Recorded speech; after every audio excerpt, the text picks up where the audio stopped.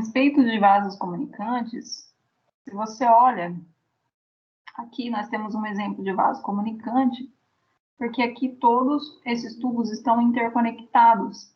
Se eu coloco o líquido aqui nessa parte, esse líquido vai fluir por todos os tubos. E veja que um fato interessante é que o líquido aqui, ó, ele vai parar sempre numa mesma linha entre todos eles, independente se aqui tem mais volume de líquido, se a forma dele é um pouco diferente da do outro, eles sempre vão parar numa mesma linha. Isso por quê? Porque a pressão atmosférica nesse ponto aqui, ó, na mesma linha horizontal, é a mesma em todos eles. Da mesma forma, a pressão, quando eu faço uma linha horizontal aqui, qualquer ponto que passar pelo líquido, como aqui, aqui, aqui e aqui, terão a mesma pressão, ou a pressão não atmosférica, nesse caso, que já está mais profundo, né? Mas a pressão será a mesma dentro do líquido. Nesse caso, olha aqui que ele girou um pouquinho, né? Inclinou um pouquinho esse vaso comunicante, e ainda assim ele permanece numa mesma linha horizontal. Ou seja, independente da forma, né, desse objeto, a pressão aqui, ó, ela numa mesma linha horizontal vai ser a mesma. Aqui, da mesma forma, ó, independente da forma desses objetos aqui, a pressão, quando está numa mesma altitude, por exemplo, aqui na superfície, é a mesma pressão.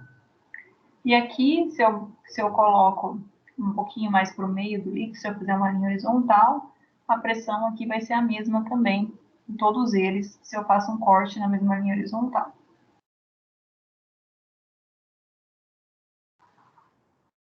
Esse fato que eu falei sobre inclinar os vasos comunicantes e ele permanecer numa linha, né, horizontal, é muito usado pelos pedreiros que fazem uma mangueira, de uma mangueira transparente, uma forma de nivelar aqui os azulejos da parede, porque ele percebe que a linha aqui vai ser sempre horizontal, então ele sabe se os azulejos estão bem nivelados.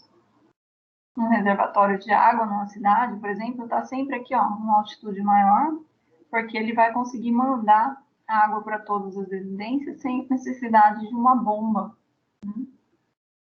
Já é um pouco fácil, né, de imaginar. Aqui essa questão de vasos comunicantes, que a gente sabe que os vasos comunicantes também podem ser um tubo em U, por exemplo, como esse aqui, ó. Aqui não tem uma forma muito diferente entre os dois lados, mas ele também é chamado de um vaso comunicante. Se eu coloco dois líquidos, o líquido 1 e o 2, que não se misturam, né? Esse ponto que eu faço um corte horizontal aqui, bem da intersecção desse líquido com o outro, e aqui vai passar por B, se eu fizer um corte horizontal aqui, ó, esse ponto A e esse ponto B estão sobre a mesma pressão. Se eles estão na mesma pressão, eu posso usar essa equação aqui, ó, que D2H2 é igual a D1H1, a equação que a gente usa para vasos comunicantes. Vamos utilizar essa equação nesse exemplo. Se os vasos comunicantes nessa figura aqui, o líquido 1, que é aqui o em roxo, tem densidade de 13,6 gramas por centímetro cúbico, e o líquido 2 tem a densidade de 1 grama por centímetro cúbico, e se eles estão em equilíbrio, de forma que essa altura H2 aqui da superfície do líquido 2 até a profundidade dele, aqui da intersecção aqui com o outro líquido, vale 34 centímetros. Ele pede qual que é o valor de H1 aqui, ó, da superfície desse líquido até chegar ao ponto B. Como eu falei que se a gente passar uma linha horizontal aqui, o ponto A e o B estariam sob a mesma pressão, a gente pode usar D2H2 igual a D1H1 para esse corte horizontal. A densidade do líquido 2 eu dei, é 1 grama por centímetro cúbico, então eu coloquei 1 aqui. O H2 eu também dei, que é a altura desde lá da superfície até a profundidade dessa intersecção com o líquido aqui, que é 34. O D1, a densidade do líquido 1, que é 13,6. E o H1 que eu vou achar vai ser o que vai bater aqui com esse ponto do ponto A aqui até o início do líquido, que é esse aqui, ó, que eu quero achar. Então, 1 vezes 34 é 34. O que está multiplicando aqui, 13,6 passa dividindo.